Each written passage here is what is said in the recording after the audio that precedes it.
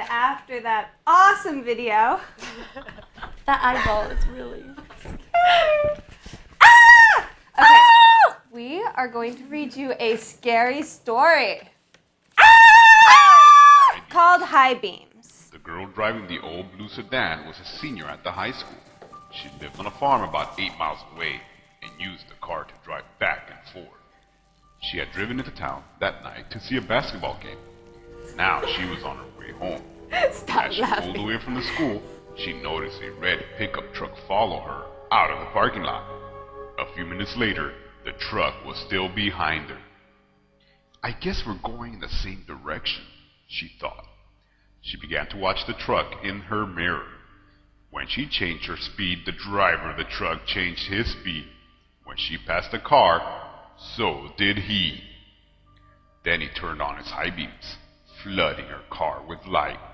He left them on for almost a minute. He probably wants to pass me, she thought. But she was becoming uneasy. Usually she drove home over a back road. Not too many people went that way. But when she turned onto that road, so did the truck. I've got to get away from him, she thought, and she began to drive faster. Then he turned his high beams on again. After a minute, he turned them off. Then he turned them on again, and off again. She drove even faster, but the truck driver stayed right behind her. Then he turned his high beams on again. Once more, her car was ablaze with light. What is he doing? She wondered.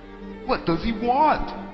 Then he turned them off again. But a minute later, he had them on again, and he left them on. At last, she pulled into her driveway, and the truck pulled in right behind her. She jumped from the car and ran to the house. Call the police!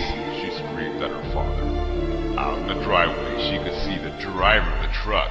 He had a gun in his hand. When the police arrived, they started to arrest him. But he pointed to the girl's car. You don't want me, he said. You want him. Crouched behind the driver's seat, there was a man with a knife. As the driver of the truck explained, the man slipped into the girl's car just before she left the school. He saw it happen, but there was no way he could stop it. He thought about getting the police, but he was afraid to leave her, so he followed her car. Each time the man in the back seat reached up to overpower her, the driver of the truck turned on his high beams. Then the man dropped down, afraid that someone might see him.